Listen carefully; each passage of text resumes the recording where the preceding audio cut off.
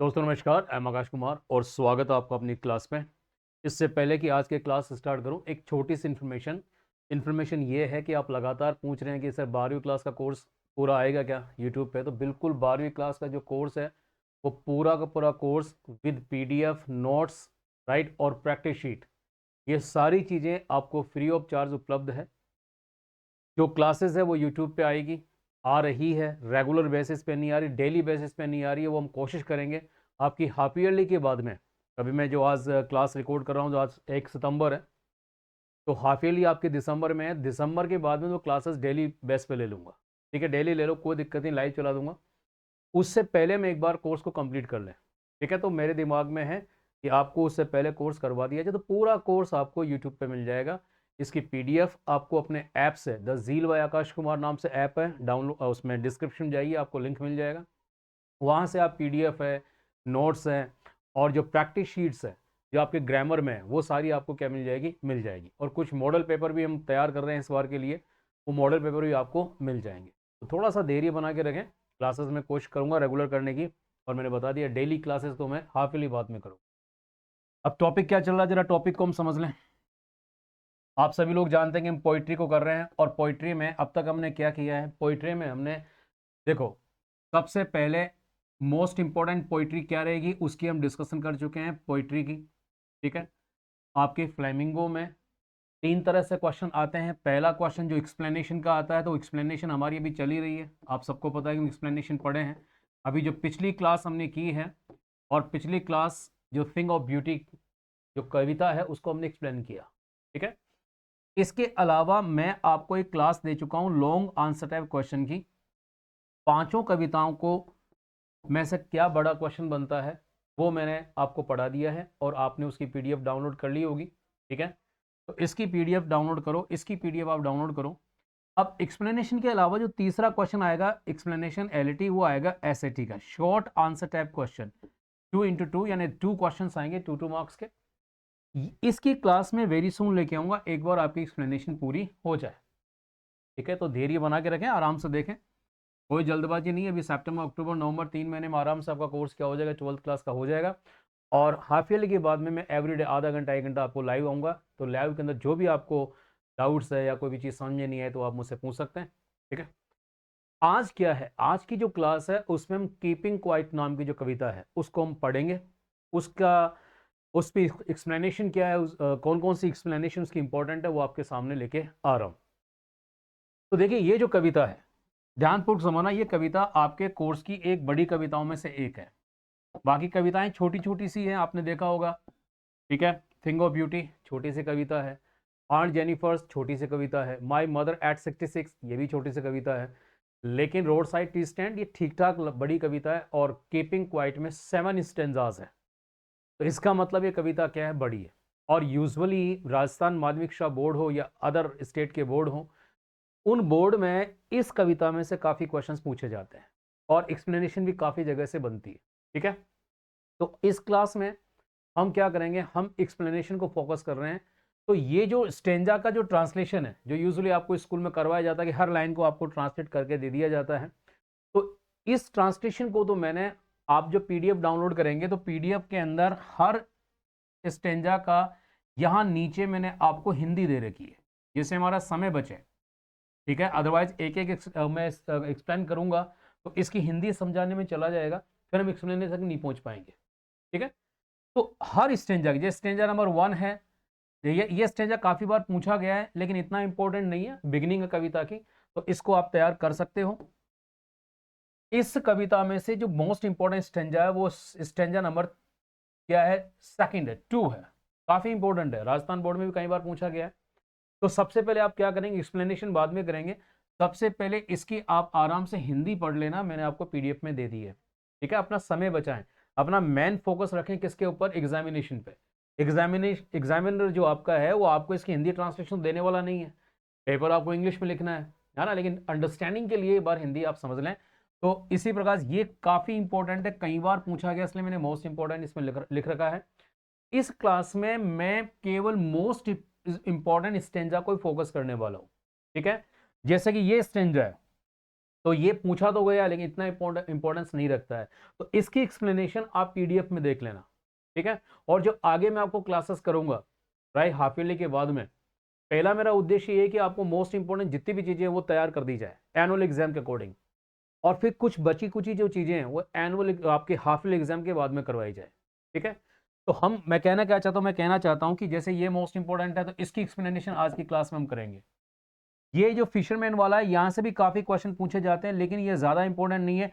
Important कौन सा है, ये है जहां से दोज हु प्रिपेयर फॉर, ये काफी इंपॉर्टेंट है। तो आज की क्लास में एक तो स्टेंजा हम ये डिस्कस करेंगे, एक स्टेंजा क्या करेंगे हम डिस्कस करेंगे, बाकी आप हिंदी के साथ में पढ़ लेना सभी को।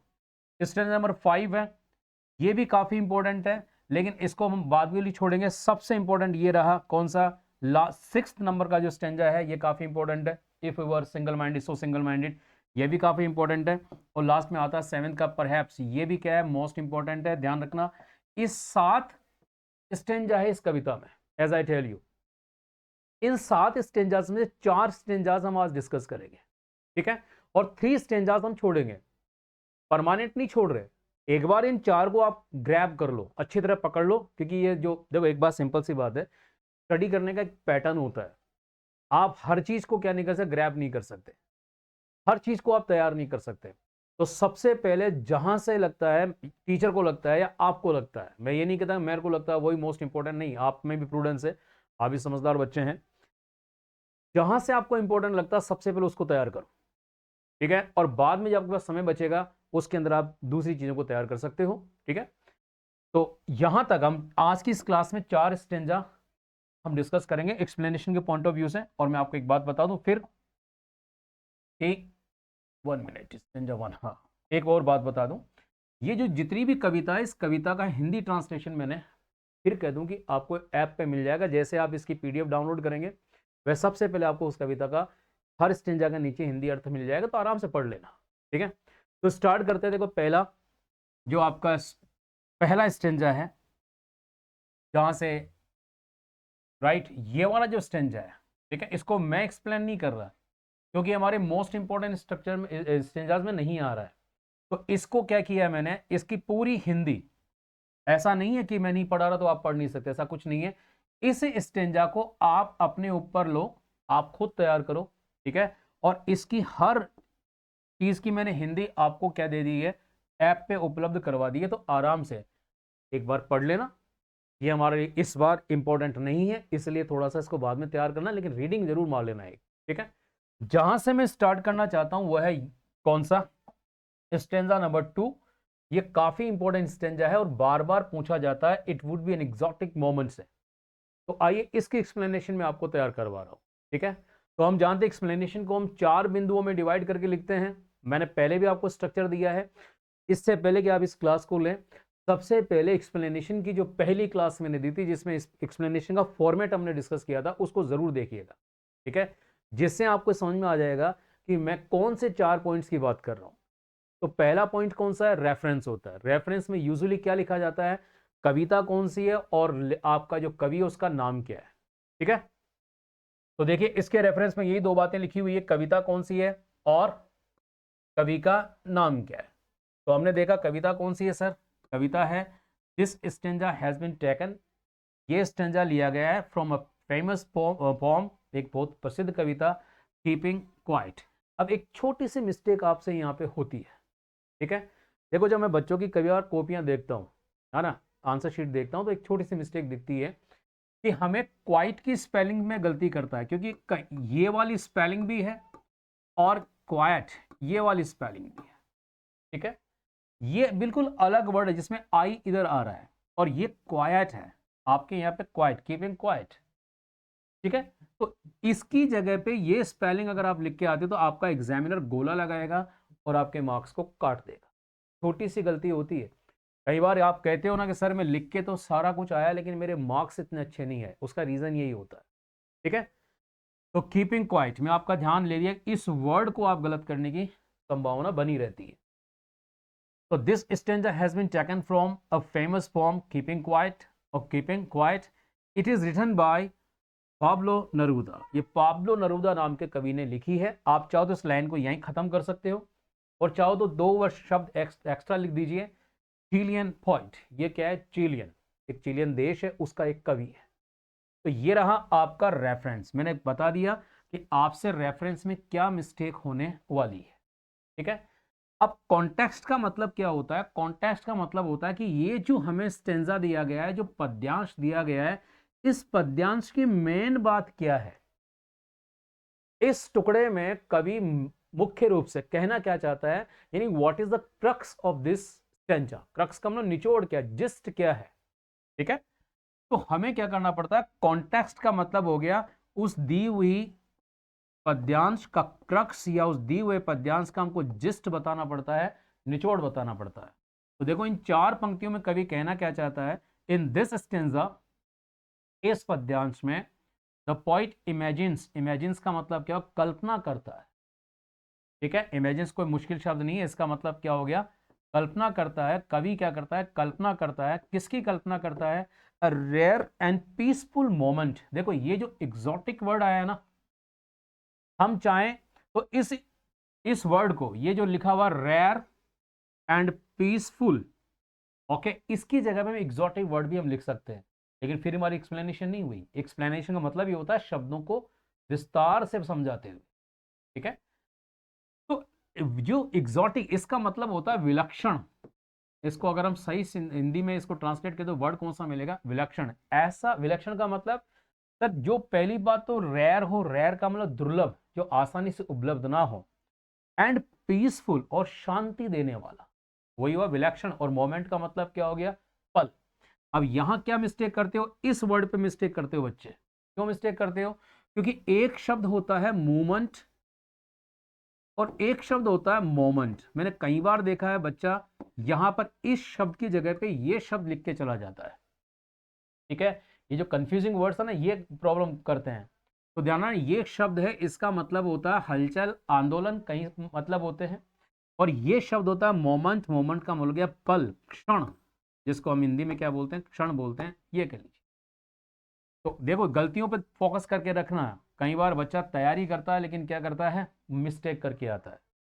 तो in this stanza the poet imagines, इस कविता में कवि क्या करता है, इमेजिन करता है, कल्पना करता है। किसकी कल्पना करता है, एक दुर्लभ और एक शांति से भरे हुए मोमेंट ऑफ साइलेंस। साइलेंस का मतलब चुप्पी, मोमेंट का मतलब पल, यानी चुप्पी का पल जो कैसा हो, पीसफुल हो, सुकून देने वाला हो, और क्या हो, रेयर हो। इस प्रकार की चीज का क्या करता है, कल्पना करता है।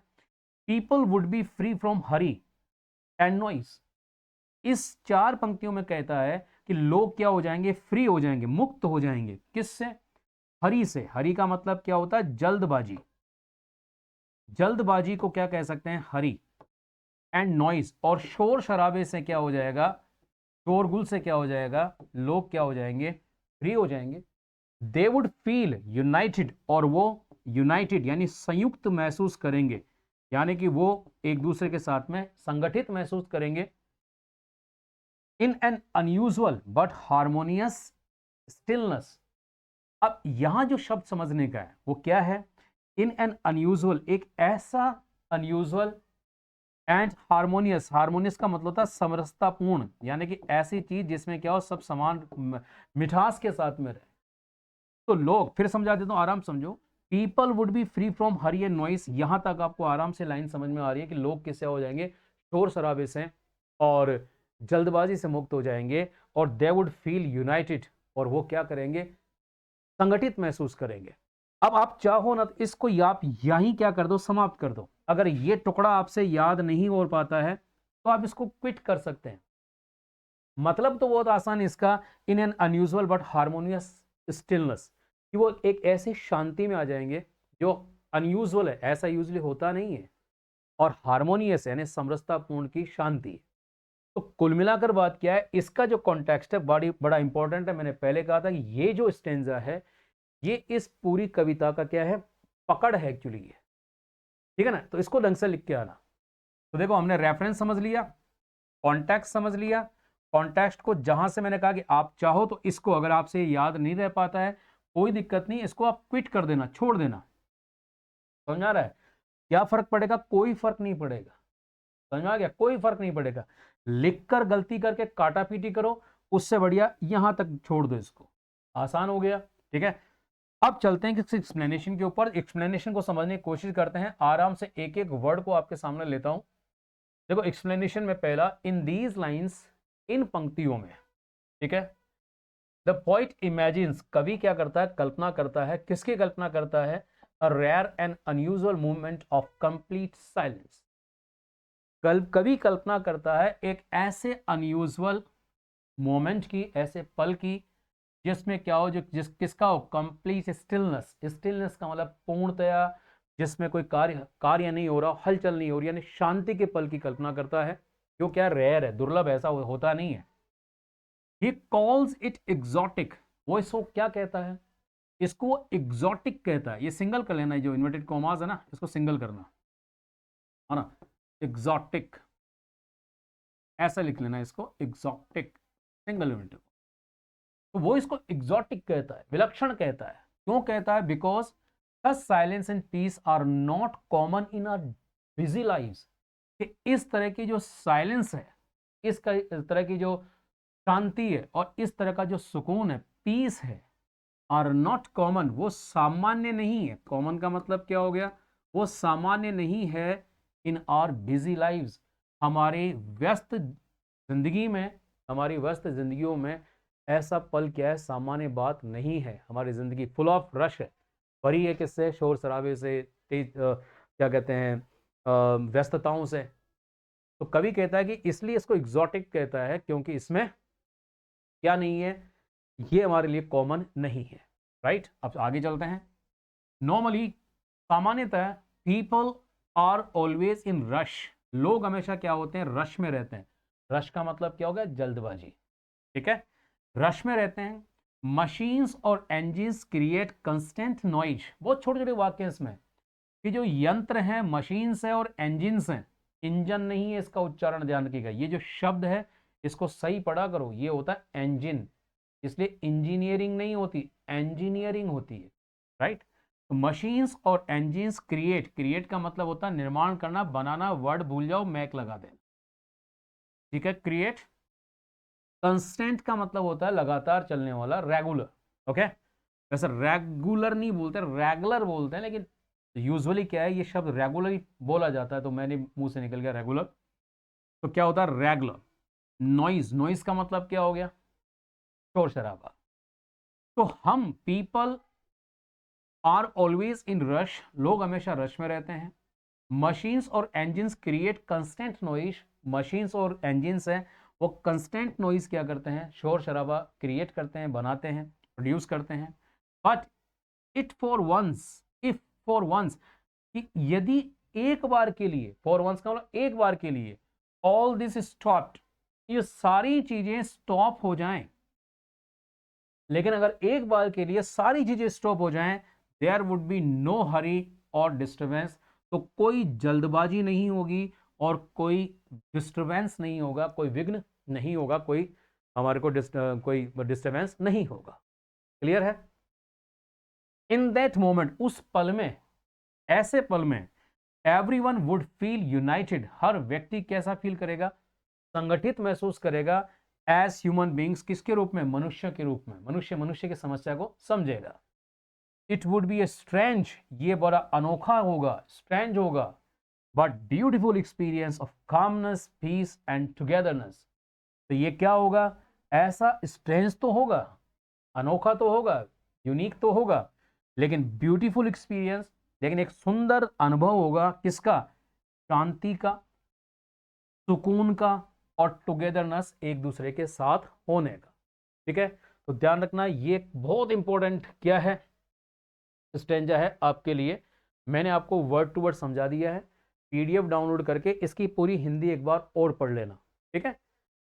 अब ये हो गई एक्सप्लेनेशन, रेफरेंस हो गया, कॉन्टेक्स्ट हो गया, एक्सप्लेनेशन हो गई। अब बिंदु बचता कौन सा, क्रिटिकल अप्रिसिएशन। तो क्रिटिकल अप्रिसिएशन को हम ले लेते हैं, केवल दो छोटे छोटे बिंदु।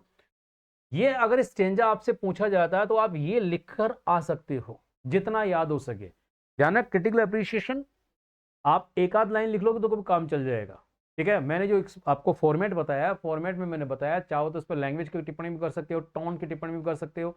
आपको अगर छंद अलंकारों की समझ नहीं है तो कोई दिक्कत नहीं है, फॉर्मेट में जो दे रखा है वो लिख के आ जाना, उससे भी काम हो जाएगा, लेकिन इस पर्टिकुलर स्टेंजा की हम बात कर रहे हैं। क्रिटिकल अप्रिसिएशन में the poet uses the following figures of speech. Figure of speech का मतलब होता है अलंकार।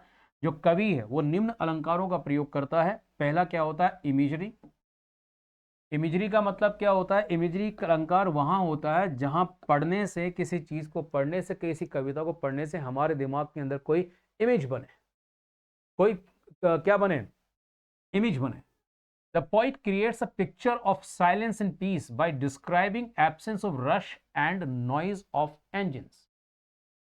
कि जो कवि है वो निर्माण करता है किसका? A picture of silence and peace, शांति और सुकून की एक तस्वीर क्या करता है? का निर्माण करता है। कैसे?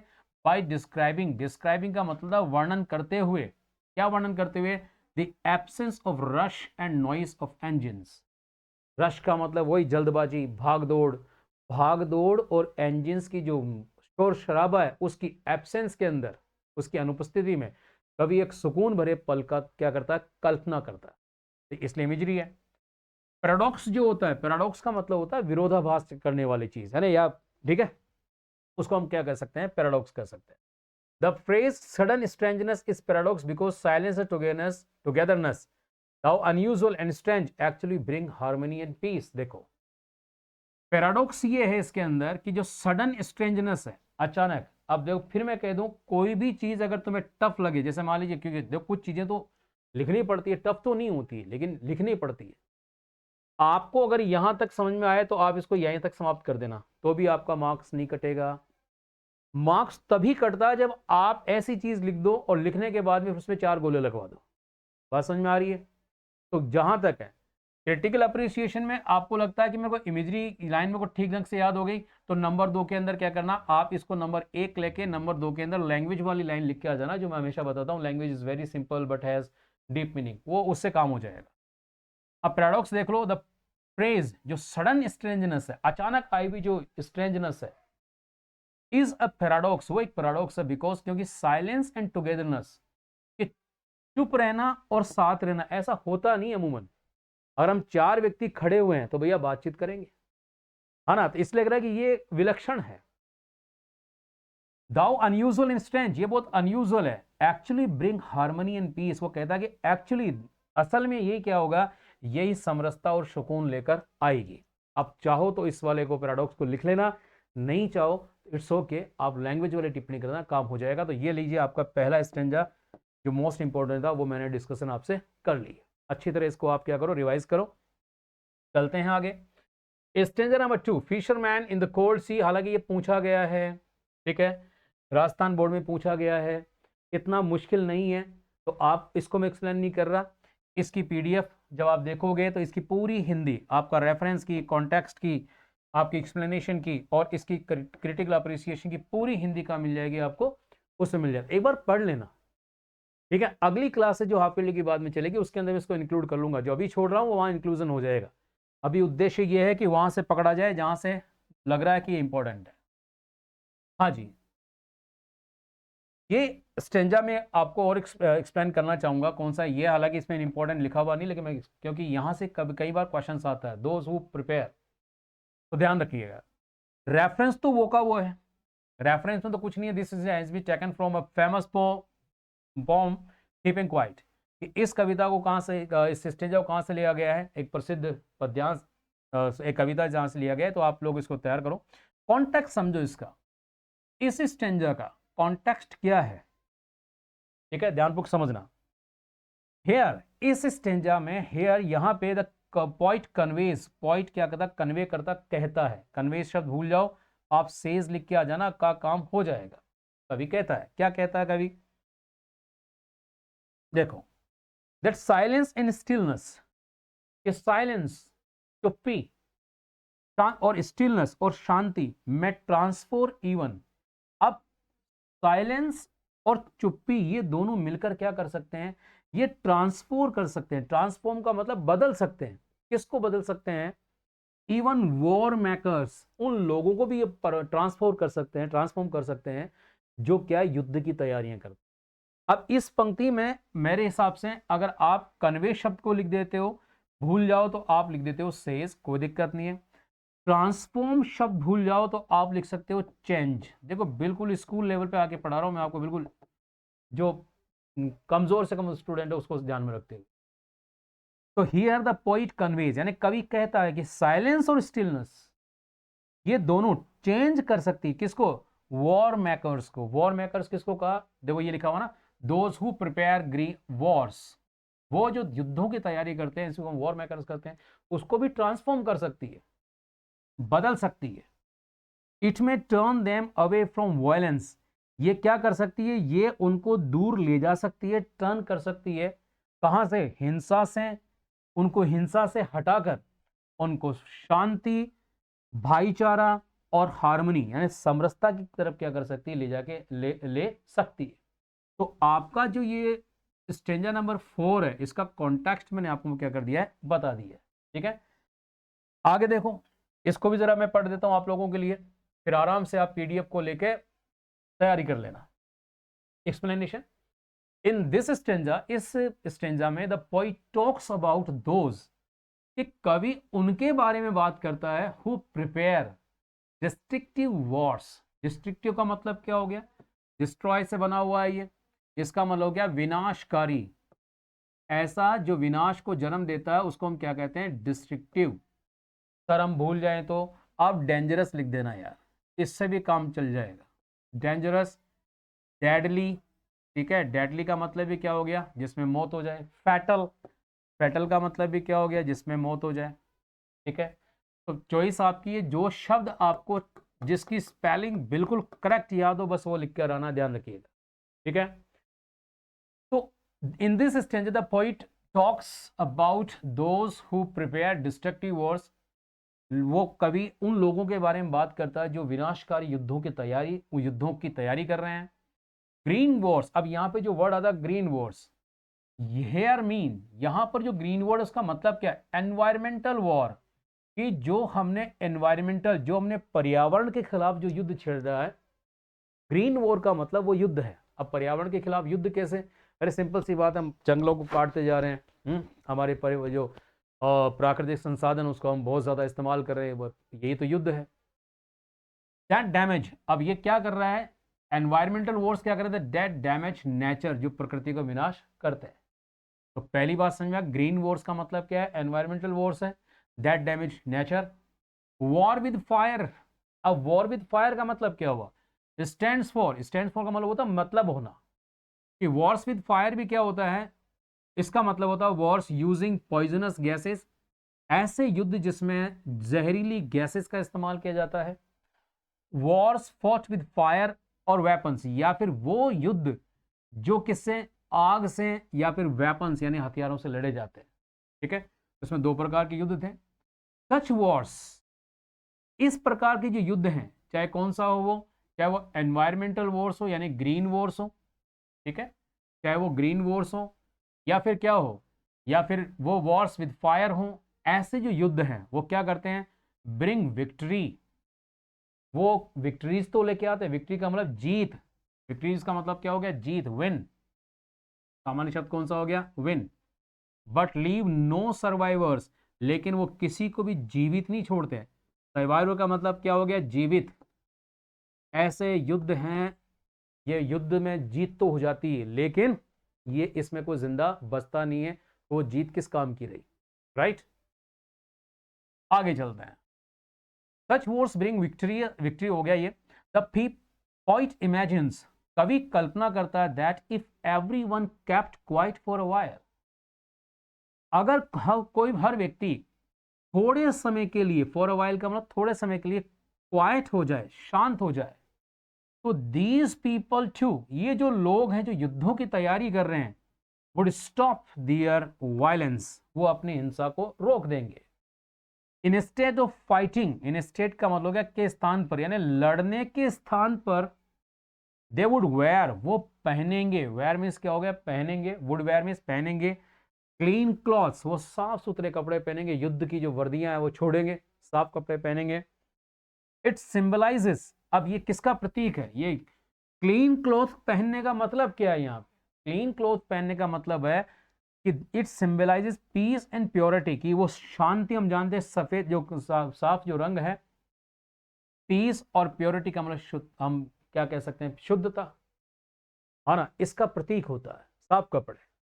दे would walk freely with their fellow human beings in harmony, वो सब के सब उन्मुक्त रूप से अपने साथियों के साथ में, अपने साथी इंसानों के साथ में समरसता में क्या करेंगे, वॉक करेंगे, यानी कि आपस में एक दूसरे से बातचीत करेंगे, वार्तालाप करेंगे, तो युद्ध क्या हो जाएगा, रुक जाएगा। ठीक है, यहां तक आराम से देखिएगा, आपकी एक्सप्लेनेशन पूरी हो गई। इसकी क्रिटिकल अप्रिसिएशन अगर आप देना चाहते हैं, बहुत छोटी छोटी सी दो क्रिटिकल अप्रिसिएशन है। पहला पर्सोनिफिकेशन। पर्सोनिफिकेशन का मतलब क्या होता है, देखो जब किसी लाइफलेस थिंग को, निर्जीव वस्तु को सजीव को गुण दिए जाए, है ना, उसी को कहते हैं पर्सोनिफाई कर देना, मानवीकरण अलंकार होता है ये, पिछली क्लास में मैंने आपको बताया था। Personification, the earth is treated like a teacher. अब इस earth is treated like a teacher, इसमें अर्थ की बात नहीं आई है,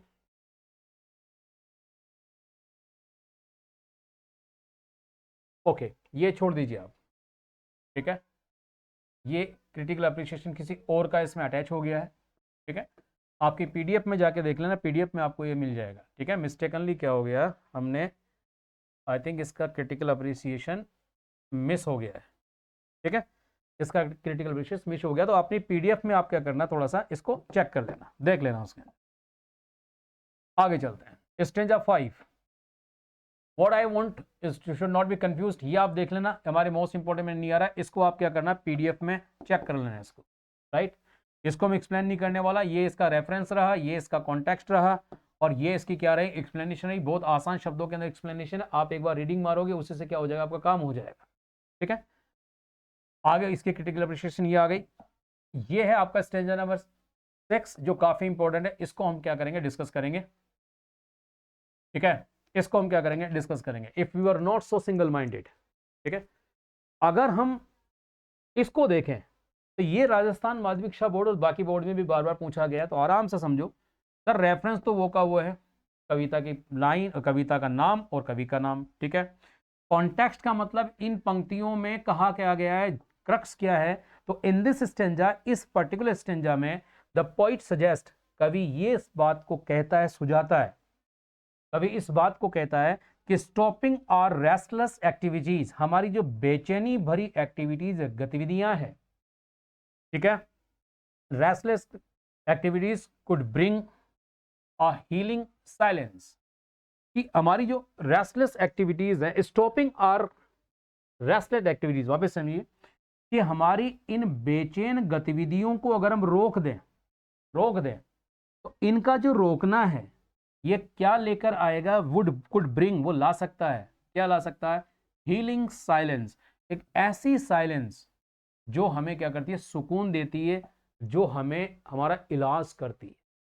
ठीक है, तो यहां हीलिंग का मतलब क्या होता है, इलाज करती हुई, ऐसा सुकून, ऐसी साइलेंस जो हमारी जो समस्याएं उसका इलाज करे। तो स्टॉपिंग आर रेस्टलेस एक्टिविटीज, कि हमारे रेस्टलेस एक्टिविटीज को रोकने से क्या होगा, एक ऐसा सुकून आएगा जो हमारी प्रॉब्लम्स को क्या करेगी, हील करेगी। इट हेल्प्स अस अंडरस्टैंड, ये सहायता करती है हमारी इस बात को समझने की, किसको, कि हम अपने आप को समझें, यानी कि ये हमारी सहायता करती है अपने आप को समझने में, एंड ओवरकम, और हम काबू पा लें, the sadness of self destruction, कि अपने आप का विनाश करने का जो दुख हम कर रहे हैं उसके ऊपर हम काबू पा लें। स्टिल साइलेंस से क्या होगा, ये हमको बेनिफिट होगा। क्लियर है, और इसको पढ़ लेना। आइए इसके एक्सप्लेनेशन को समझते हैं।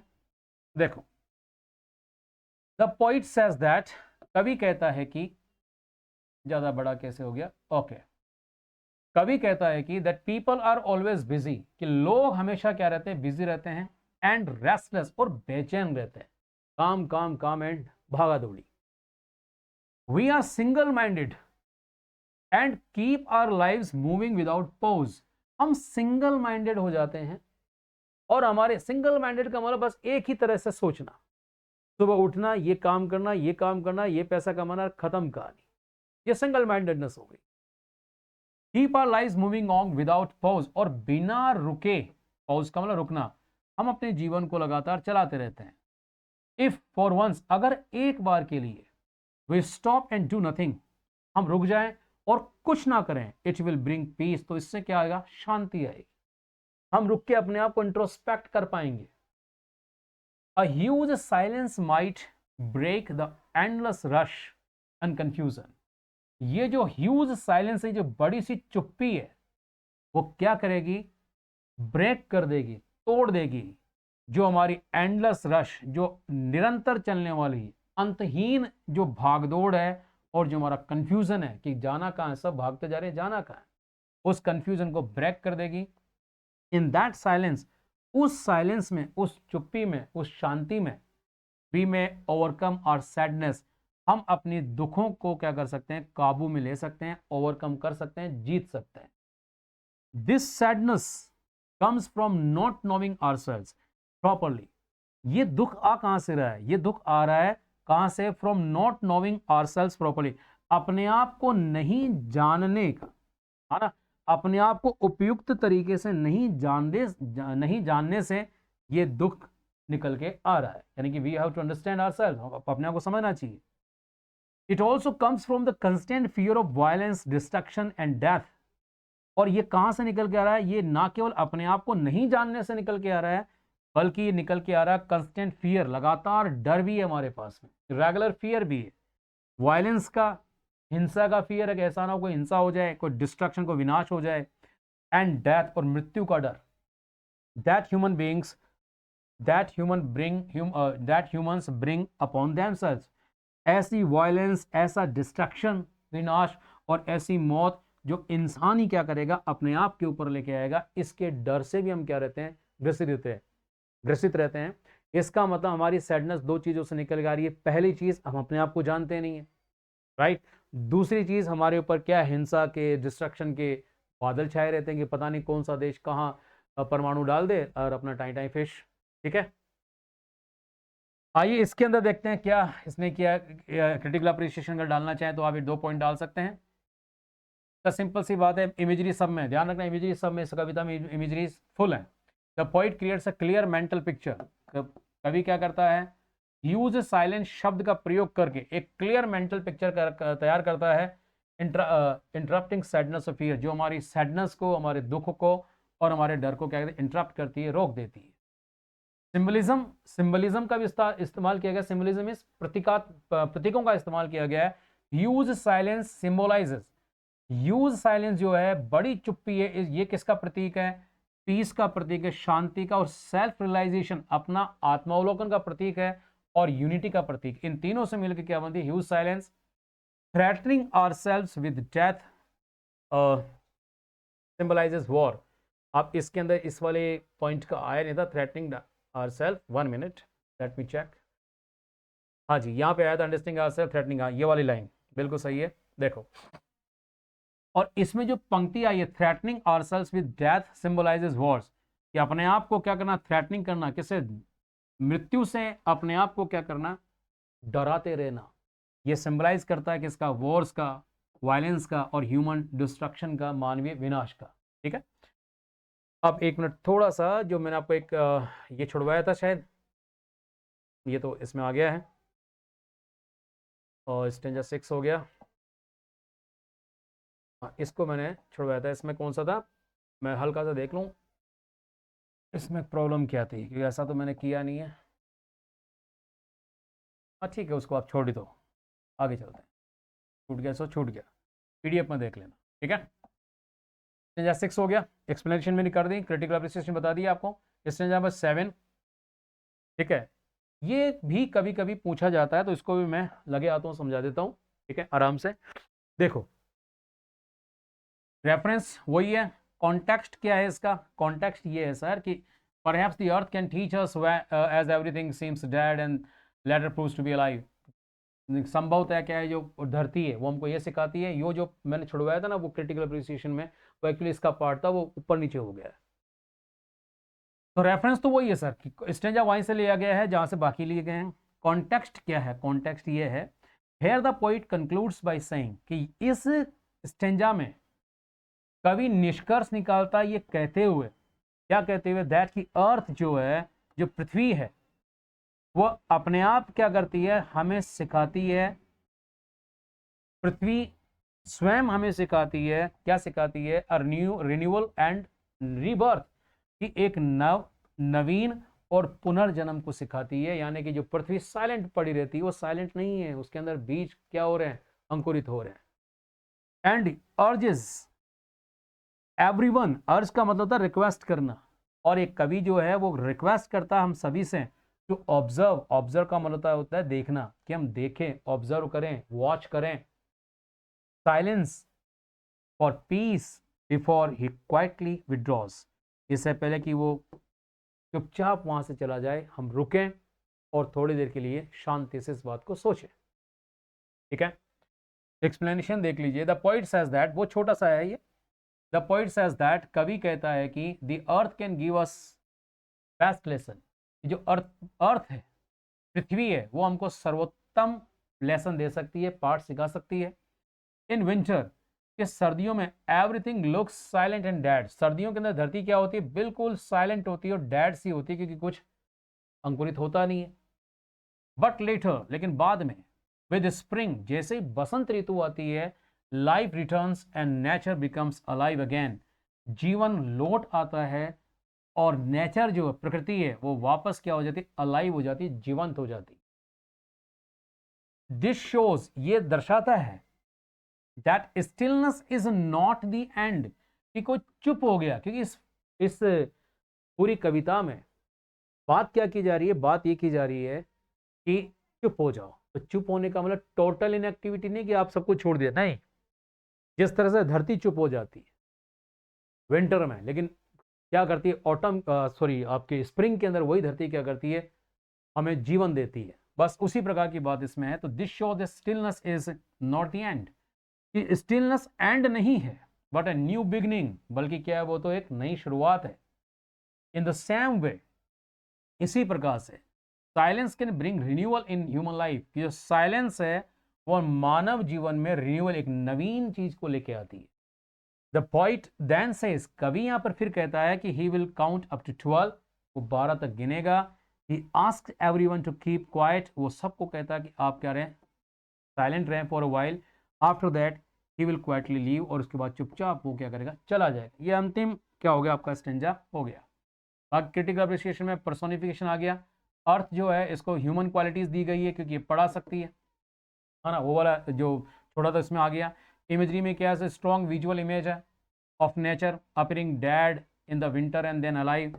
देखो यहाँ पर इमेजरी में strong visual image of nature, प्रकृति की एक बहुत अच्छी इमेज हमारे सामने दी गई है। ठीक है, जिसमें पहले डैड शो करती है, उसके बाद अलाइव शो करती है, तो आप चाहें तो उसको इंक्लूड कर सकते हैं। ये आपका कंप्लीट हो गया। अब आओ एक क्रक्स दे देता हूँ इसका। देखो भैया, कविता बहुत बड़ी है, ये 7 स्टेंजा है, राइट। इसमें से 4-5 स्टेंजा मैंने उठा के, आई थिंक 4 मैंने एक्सप्लेन किए हैं, राइट।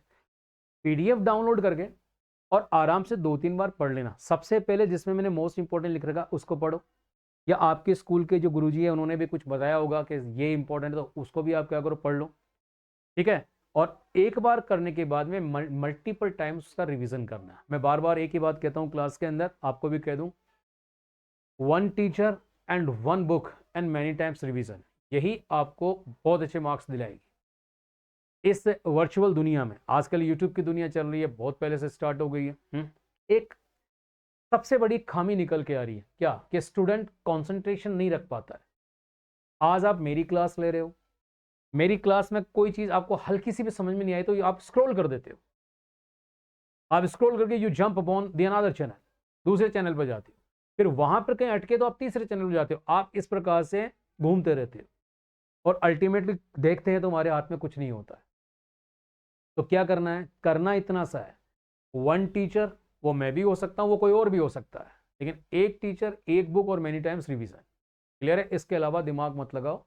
बाकी नोट्स आपको पूरे प्रोवाइड करवा दिए मैंने। आप अभी the zeal bye Akash Kumar जाके प्ले स्टोर से डाउनलोड करें, वहाँ पर फ्री मटेरियल नाम का ऑप्शन है, उसको ओपन करें, वहाँ पे आपको क्लास 12th का मटेरियल मिल जाएगा, अलग अलग फोल्डर बना हुआ, तो जो भी आपको चाहिए आप वहाँ से डाउनलोड कर सकते हैं। Thank you very much. कोई चीज़ समझ में नहीं आए तो आप बिल्कुल कमेंट सेक्शन में आप कमेंट करके बताएं, मिलते हैं अगली क्लास के अंदर। Thank you very much, have a nice day.